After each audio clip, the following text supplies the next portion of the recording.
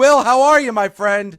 It's time for you to apologize, Dave. I want to see that smile. Come on, I, look at me I, in the eyes. Look me in the eyes, matey. Will, and you and I have spoken. I have no problem telling you when I'm wrong, and Good I man. was. But let me first explain what I was wrong about for those who are listening and may not know. Okay. I thought it was a mistake to put your most popular wrestler, which I believe you and Tony Storm are the two most popular wrestlers in AEW. Dare I say, Will Ospreay may be one of the most popular wrestlers in all of pro wrestling. I thought it was a mistake to put you in the ring with Kyle Fletcher in Australia because Kyle Fletcher could be coming back as the returning hero. And I said that on Busted Open.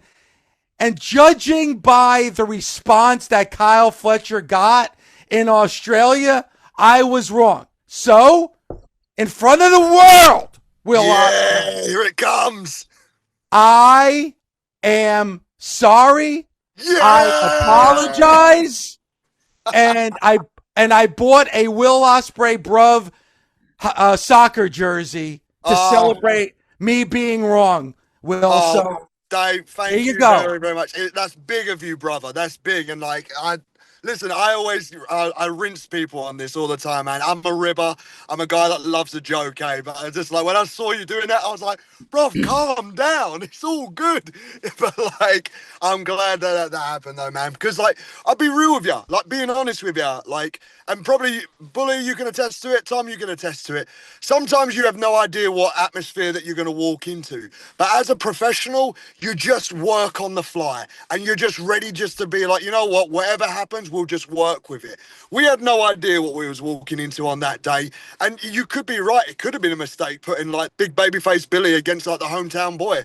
But it was just Kyle is an utter professional at that moment. He saw a smattering of people that were booing him, and the majority were cheering. So went with our gut, and we just performed like it was any other arena, and it was just an incredible time in Australia. But like, guys, you know I love all of you guys. I've had like work with Bully. I've worked with you, Tom. I've worked with you, Dave. I feel like we've crossed paths. Yeah, we have crossed paths before, but like I've got nothing but love for you guys. I know every bit of feedback comes from like a good place from you guys. So like I've always appreciated it. So I love it, mate. God bless you, lads. I remember seeing you when you first started, always very accomplished in the ring, very exciting, very athletic to watch. Your ability to communicate with the crowd when you first started, not nearly what it was today. You weren't as good on the mic as you were in the ring. But then there was that one night in Japan when you cut that promo on Kenny Omega. And that was the most passionate I have ever heard you. And the promo revolved around what you had to do to get through COVID and how Kenny was basically coddled through the whole thing. And I was like, wow, that's when Will Ospreay won me over as far as an ability to resonate and get me emotionally connected. When did you feel like you started to connect with an audience? Was it back then in Japan, or was it once you got to AEW? So that's a real good one to ask. Thank you very much for like even putting that one up there. Like that often gets forgotten about. So thanks very much for reminding me about that. That came from a place where it was like that. It was genuine because I was mad that like he put me down quite a lot of the time because Kenny gave me the whole stick when he left New Japan, be like, look, you need to take the ball on your shoulders. They're gonna depend on you, and I felt like I'd done that in New Japan, and I'd done it in a way Kenny could never do it because Japan was forced into like a silent situation where they weren't allowed to make any noise. They weren't allowed to vocalize their enjoyment of pro wrestling. And Kenny said a bunch of things online. It really annoyed me, and because it was I was struggling, man. Like New Japan, at that time, it was like having your hands shackled together and thrown at the bottom of the ocean. So to get any type of oxygen was difficult. But somehow during those matches, I was able to breathe life into New Japan. Not just myself, but like Zack Sabre Jr., El Fantasmo. Like we all worked together to try our best to breathe life into New Japan. So for Kenny to come in and to like a lot of people, like so many casuals came back to see Kenny Omega. So for me, this was like a time to really just vocalize like what we went through and vocalize like the pain and the struggle that we all went through to keep New Japan afloat.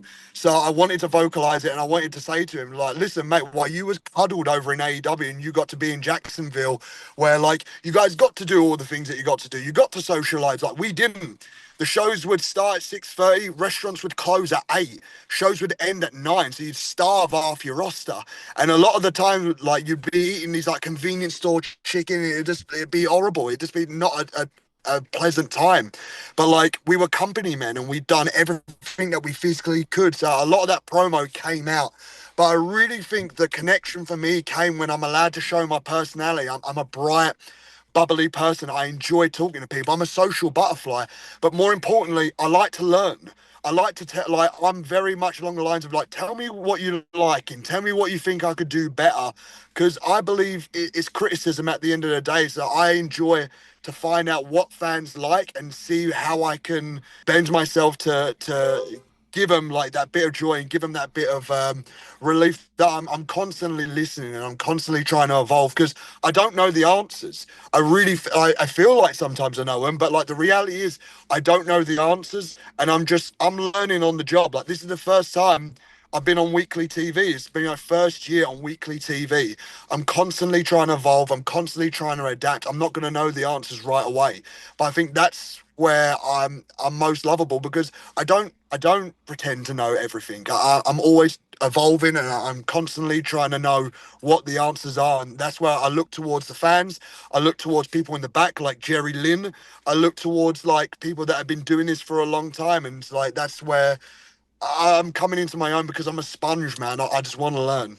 What was where, if you go back and watch it, like, man, that was crazy? Your Spanish fly off the cage with Kyle, or the moonsault off the lighting trestle onto the concrete? Where do you go back and watch this and be like, wow, that was either pretty stupid or pretty amazing?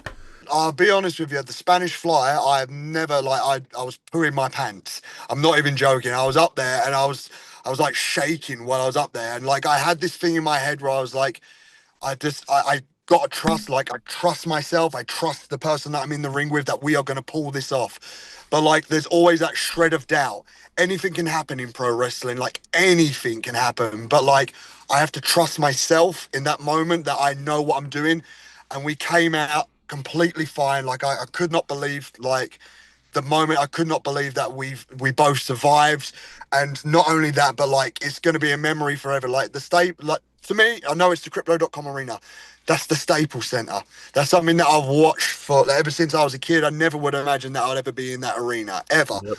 So like, I got to leave like a little bit of like myself in that arena, and like to just give people like such an incredible moment to then go back on, and just, maybe people were saying like it's one of the greatest steel cage matches ever. Like, I hope so. Like, I don't know that, and like the fact that people say that is humbling to me, and it's so joyful, man. Like, the fact that like a little kid from Essex, England, is just doing this type of stuff and just getting these reactions, man. Kevin Knight, obviously a big star, big free agent from New Japan, now here with AEW, made his mark at Collision last weekend, on Dynamite this past Wednesday. Big men's Owen Hart Cup tournament quarterfinal match. And I love that the two of you shook hands. Like, this is one of those matches where there's mutual respect for one another, because in a lot of ways you could say that Kevin Knight has kind of taken your blueprint, Will, and is following it here into AEW. Tell us about what you're expecting in that match on Dynasty on Sunday. Mate, I remember watching Kevin in Japan all the time, and when we were in the locker rooms together, and just every now and again I would go to the boys and just be like, man, he's got such a great look about him, great facial expressions, great body, and he's just a likable guy, right? But the main reason why I'm going to beat him up this Sunday, right? The main reason is because on one night in Osaka, we was at this club called Super Pink, and they left me with the bill. And do you want to know what that bill was? $2,000, bruv. And look, I've got it. It's all good. But You're getting your licks in, bruv. I am going to chop you so much. Look, he left with a girl. I can't be that mad about him. But, like, he's one of these guys who shows so much potential and so much growth. And I feel like because it's come out of nowhere, I mean, he's just signed. He had an incredible match with Jay White. And I think the rumor was it was meant to be Jay White in this match. So he got put in his place, right? So the bar for a lot of this is very low. There is a very low bar with Kevin Knight. So this is why it's going to be so exciting. It's because I don't think people realize what this guy can do. So he's going to be in the ring with me. Like, he's got dropped in the water with a great white flipping shark, bruv. So I really do hope, like, he brings everything in the gas chamber, mate, because, like, this is going to be one of these nights where if he performs like his life is on the line, he's going to be a made man. Wait a second. So he left you with the bill and he left with the girl? Mate, I'm not after any girl. I got a missus, you know what I mean? But, like, I enjoy... No, but I'm just saying, like, it's pompous assholes like that think they could just leave without paying the bill and then walk out with the girl out of the restaurant. Please kick his ass on Sunday. All right? Please do that for me. I get you, but, like, you can't hate on a man for going out and getting the girl. Like, you can't hate a man for that. No, I'm not hating that. As one of the boys, all I want to see is my boys go out, pick up a fine girl, leave with them, and just be like, yeah, I treated her like a decent woman. And he did. But you did leave me with the bill. See, it's you can't throw a couple of bucks on the table on your way out. I mean, come on. Maybe he thought it was taken care of. Maybe he thought there was a sponsor.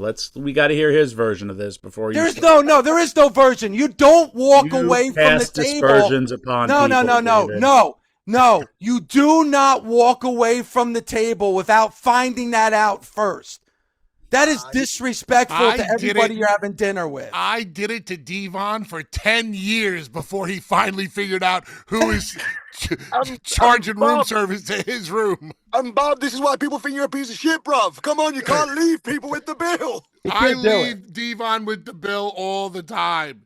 We're never going out, Bubba. You and me, we are never going out.